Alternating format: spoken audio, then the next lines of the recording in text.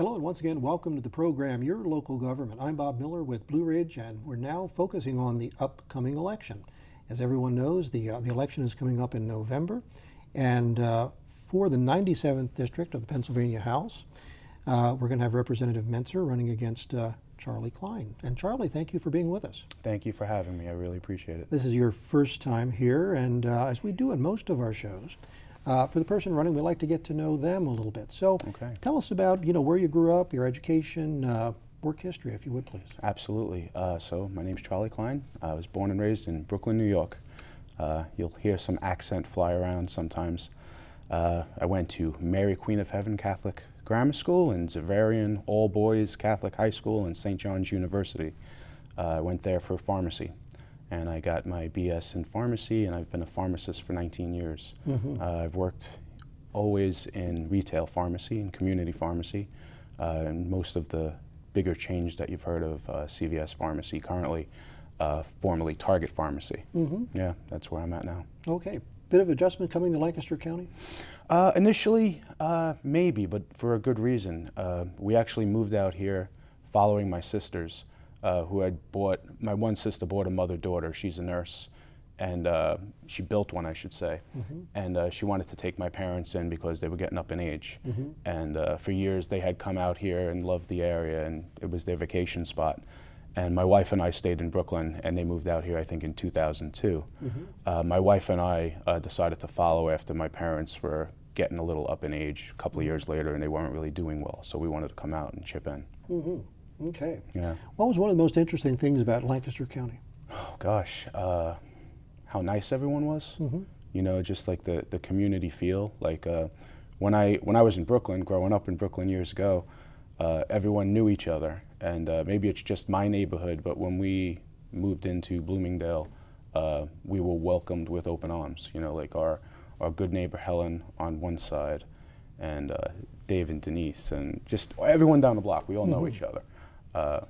It was just really nice. We came without children, so everyone was always like, "Oh, you have a family? Do you have children?" And we do now, but we didn't then. Okay. How old are your children? They're 9 and 6. My daughter's about to start 4th grade in St. Anne's, and my son's going into 1st grade at St. Anne's in Lancaster. Okay. Yeah. All right. How did so the children were born here, so they Absolutely, they didn't have any adjustments. So. Yeah. So you've been a pharmacist your entire life, but something interested you in politics, I assume. So. Yeah, I mean, as a pharmacist, things that are happening in the government affect us. We're professionals, so we have a professional license. And a lot of times you see that people are making judgments that rule what you can and can't do with your professional license. So you stay in tune to things. But to be truthful, what interested me initially in politics was what I mentioned earlier before we were off camera, is like the object of compassion, and it doesn't feel like there's enough compassion, or at least compassion and action in politics. About a year ago, my best friend passed away of brain cancer. He was 42 years old. He was just about to be 43, as I'm about to be 43 now. And watching what he went through and what his family went through, and myself as a friend, when I came home from that, I felt like I was changed, and I couldn't rest at night. So I felt like I needed to do more and be more active in some way, and I really didn't know how. I started talking to some friends and what they were doing, and just trying to find something. And I started to get involved and pay a little more attention, and it found me on the track that I'm on now. So. Okay. And what particularly got you interested in running for this position?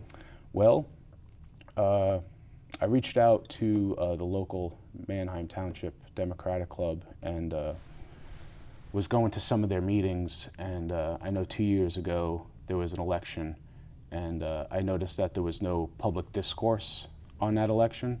And I noticed that 2 years earlier there wasn't even a Democratic candidate. And it seemed like the person got elected pretty easily. And it didn't really seem like there was much public vetting on the situation. So when I looked at that, and I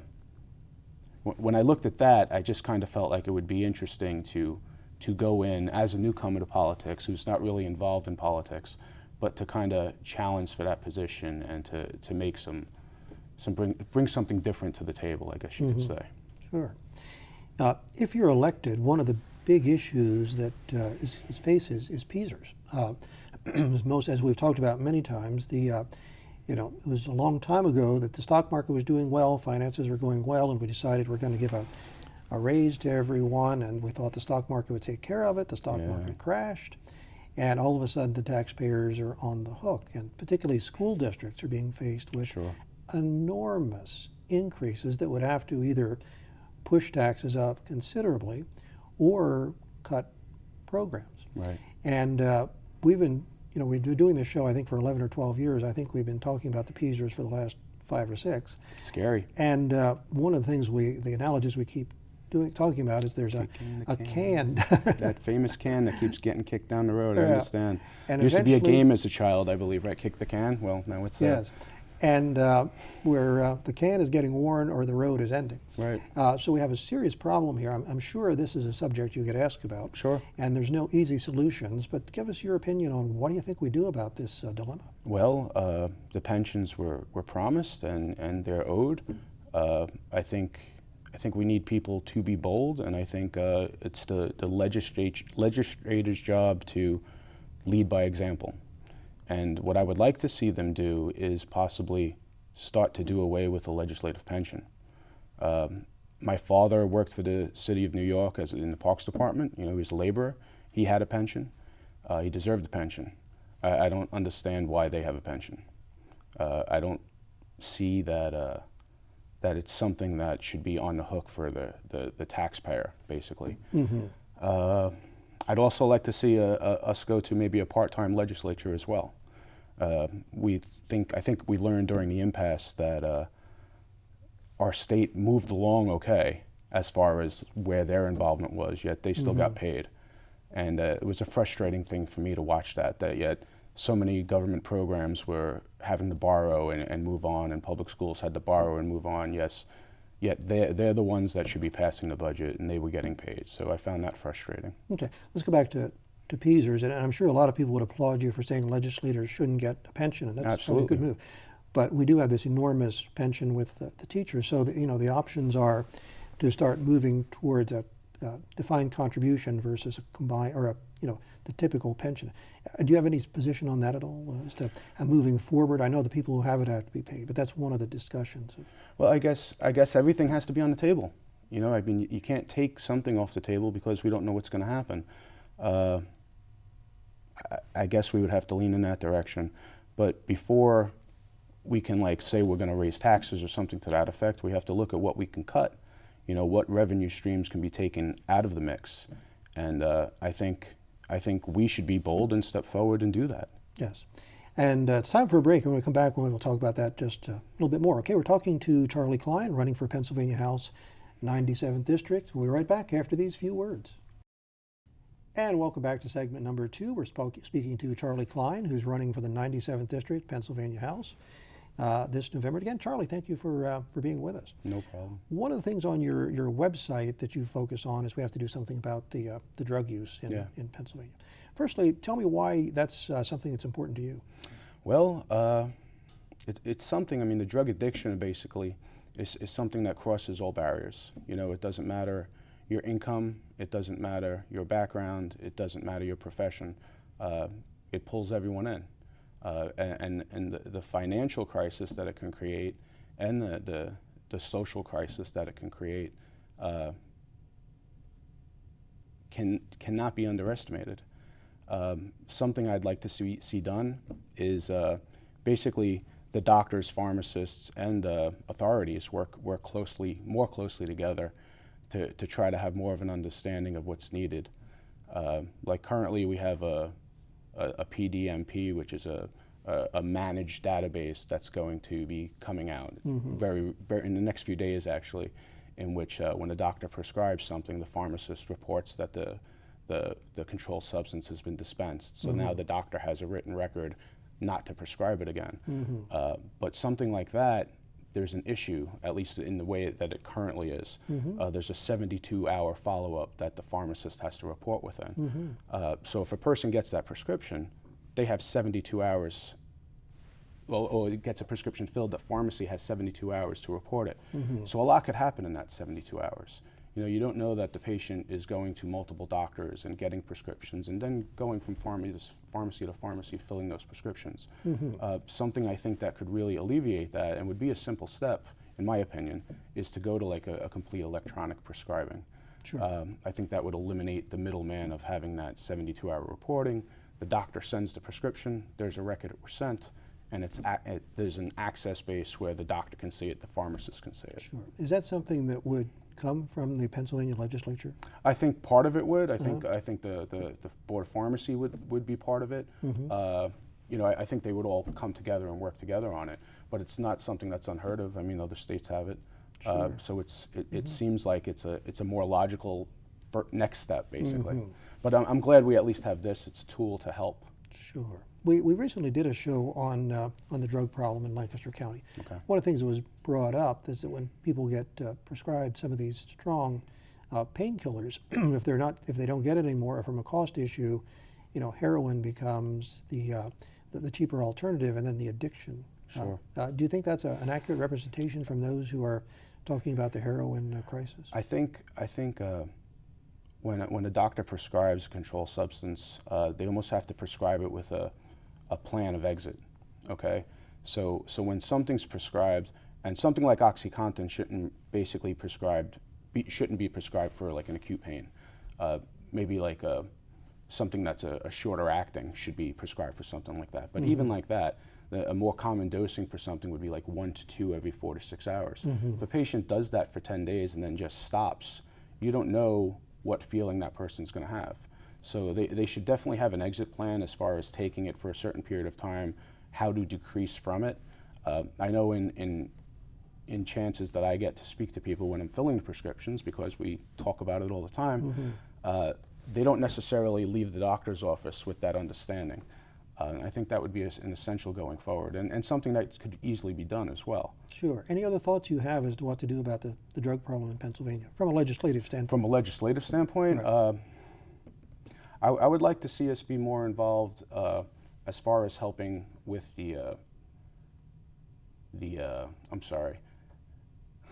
like the counseling aspect of Gotcha. it. You know, like I think like a lot of families are kind of left out of the situation, and they don't know how to directly help that family member get off the substance that they're on. And once everyone's attached to that, it's basically a black hole. It can be a black hole. I talked to a police officer not too long ago, and he was telling me how someone was set up with a scholarship. They were about to go to college, and he had an injury, and he was put on a painkiller. And he basically got addicted, lost the scholarship, lost his future, and was arrested and is now in jail. And how do we save that person from having to go through that? Absolutely. Let's move over to fracking, another controversial subject. I mean, Sure. Clearly, there's a need for the United States to be energy independent because of the situation that's volatile in the world. Fracking has created a lot of jobs in Pennsylvania. It's been a real boom for business, for taxes, for the local municipality, but there is concerns about the environment as well. Sure. And it's a very hot topic, so to speak, on whether we should be doing it, we should be increasing it. And then what's compounding the problem is there's been a decline in energy prices that's made it more difficult. So where do you come in with fracking? It's how much it should be taxed. You're in favor to increase it, you're looking to decrease it. What positions are you taking on fracking? I would actually like to see a slowdown with it to a point, because I'm not sure about the safety of it. You know, I mean, when you're thinking about the chemicals and the fluids that are being put into the ground, you know, I mean, these chemicals are there to dissolve rock. You know, where are they going? Where is the wastewater going? How is the wastewater being stored? What's in those chemicals? Because it's a proprietary blend. You know, it's like trade secrets. We don't know what's in them. So from a pharmaceutical standpoint, I have a worry. You know, if there's a chemical spill at any type of job, you can call a 1-800 number and find out how to treat that spill. But with something like this, what do you do? I'd also like to see, when we're talking about fracking and pipelines and such, I know there was an article recently, or pretty recently, about how some of the piping that's actually being put into the ground isn't even from the US. And that kind of like made me wonder a little bit, like, where are we getting this material, and why aren't we using local materials to at least put that in the ground. Mm-hmm. And then you talk about eminent domain as well. You know, like if the fracking is good and the pipeline is good and the gas production is good and it's going to be provided to the state, if you're taking someone's land, you know, there's a situation there I'm not totally comfortable with. Mm-hmm. So I think it's a bigger picture that we have to discuss. Sure. So you're in favor of slowing it down. What about the taxation? Are you interested in increasing the taxation? Well, more? I'd love to see a severance, but Mm-hmm. I think my current opponent ran on a severance 2 years ago, and that was the last time he talked about it. Mm-hmm. So, and then you're saying there's less production, and you know you can't find the money for a severance, yet there's still some fracking going on. So Right. I would love to have a severance tax on the books, and then if the business picks up and the companies decide to start fracking more, and it's all agreeable on the legislative end as well, then at least the state is getting something. Sure. We're going to have to go to a break in about 30 seconds, but some people viewing may not know what you mean by severance tax. Can you explain what that is? So basically, it's a tax on the gas that comes out of the ground. You know, not just the impact fee that's associated with what we're getting now. Gotcha. Is the impact fee. Gotcha. And even with the impact fee, like we talk about it going to the local municipalities, but what about the other impacts? Like what about people that are being affected by those chemicals? Like, is that considered part of the impact too? Gotcha. So. Okay, time for a break. We'll be right back after these few words. Stay with us. And welcome back to the final segment of Your Local Government. Our guest is Charlie Klein, who's running for the 97th Pennsylvania House. And that election's coming up quite soon. Absolutely. In the second segment, we spoke a little bit about medicinal things, and one of the big discussions in Pennsylvania for a long time has been medical marijuana. Sure. As a pharmacist and just as a legislator, where would you weigh in on that? Well, I think it's definitely something that should be pursued, and it looks like we're going to pursue it, although there's a lot of speed bumps along the way to that. I believe that when you're looking at controlled substance or prescription abuse and drug abuse and how many people have died of overdose, I don't really think there's anyone on the record that's died of an overdose of medicinal or of marijuana in general. So I think it's definitely an avenue we can take a look at. Also, I think if you can give another tool to a doctor and let them decide on what their patient might need, I think we should be open to that. I think currently, if you look at all the legislators, there's not a professional there that can speak to it. So they're basically either being lobbied one way, or they have a preset opinion that they're not going to move off of. So I would definitely be interested in weighing in as a legislator for something like that. Very good. One of the things on your website is elder care. You're very concerned about older Americans, particularly what is your concern, and then again from a legislative standpoint, what can be done for them? Sure. Well, when I went around during the primary and I was talking to voters, one of the points that was brought up to me of someone that was living in a senior community in a nice area, and he had a nice retirement and he had enough money, he felt concerned about people his age that didn't have that savings and that money, and what's the home like that they're going to go to. And you know, there was an article that I read recently about how many places are, you know, basically they're either for-profit or they're state-run, and they're taking, you know, hard-earned taxpayer money, and their seniors aren't being cared for the way they need to be cared for. And I think there's an accountability issue and a responsibility issue that they might not be living up to. So I'd like to see us possibly make sure that our seniors are being taken care of better. Sure. What are you hearing out in the field as you talk to people? What feedback are you getting? I know we had spoken before the show that there seems to be a lot of anger. There's absolutely a lot of anger. Yeah, give us your spin on that. What's going on? It's definitely on every part of government from the top down. I mean, it seems more like a horror show than it does a political environment. You know, it doesn't seem like there's many people that are willing to come together to have a conversation. And that, you know, you can say it for Democrats, Republicans, and in Pennsylvania, or at least in the primary, the independents don't get to say anything. So I'd really like to see people willing to work across the aisle and be more involved in the local community and not just knock on doors during an election season, but having like an open public discourse, having a conversation, having more town halls. I reached out to my opponent about having a public debate, and he hasn't gotten back to me. And I know 2 years ago there was no public debate either, and no town hall where people can ask questions and people can hear answers. In the community I live in, it's very conservative, and I would wager that I'm more of a fiscal conservative than he is. You know, I mean, if you vote on if you vote for a budget and then don't vote to fund the budget, I have a problem with that. You know, that doesn't make sense to me. I would just like a chance to speak and have questions posed to both of us. Sure. Would you call yourself a fiscal conservative as a Democrat? Absolutely. Okay. Absolutely. You know, I'm a pharmacist. I know what it takes to run a business. I see the pluses and minuses in business and dollars, and to be a for-profit situation, you know, you have to not spend as much as you're taking in, and I think our government has a major problem with that. You know, if you want to look at my house finances, I could show them to you. We don't spend what we don't have, and we, you know, if we have to tighten the belt, we tighten the belt. Sure. And there's a lot of people concerned that, again, kicking the can down the road, the deficit is getting considerably higher. Well, and if interest rates ever go up, we're talking more nationally, we could be in serious trouble. Absolutely, and we can't rely on the stock market to continuously go up as well, as I think we're close to record highs. But right now, there's nowhere else to put your money, so people are starving for some form of yield.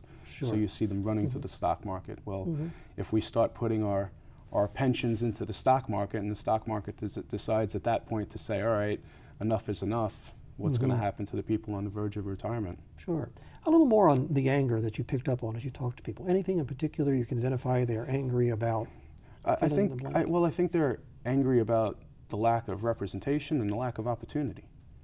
And I think it's a valid anger. You know, I have a lot of friends, or coworkers even, that are graduating college, and they don't have an avenue to practice what they're learning in school. So it's troubling to me. I was lucky when I went to school, honestly. You know, I always liked the idea of being involved in medicine, and I never wanted to be a doctor because it was so hands-on. And I chose pharmacy, and it became a great profession for me. You know, it's provided for my family. It's provided a really nice life for myself, and I just feel like now I want to give back, and I want to try to help other people kind of reach what I was able to reach. And I think there's a lot of ways we can get people to that point, but we have to find ways to attract good jobs, good paying jobs, with benefits for people. Sure. Yeah. We don't have a lot of time, but any legislative things that you can think of? Less regulation, more training? I mean, what would make those good jobs happen? Well, I think we have to be able to find a way to stimulate small business growth. I think we need to move more toward technology and maybe greener energy. I think that would be a good way to start. I don't have specifics. Okay. Again, I'd be going to the House as one of 203. Right. And I'd be going with a fresh approach as a pharmacist, so it would be interesting to be able to talk to other people Sure. and Well, hear Charlie, what they have to say. about 30 seconds, want to give you a chance to tell the people why they should vote for you. Okay, well, here I am. I'm a pharmacist running to represent you. I basically represent people every day. Anyone that comes in to see me that brings in a prescription and allows me to try to help them, I help them. I want to be able to go out and serve and help you if I can. I'd really like the opportunity. Okay, you have a website? Klein for PAHouse.com. Okay. Yeah. Well, best of luck to you in the election. And if you're elected, will you come back and give us updates? Absolutely. Okay. Absolutely. Thank you very much. That's going to do it for this program. Join us again next time to learn about your local government.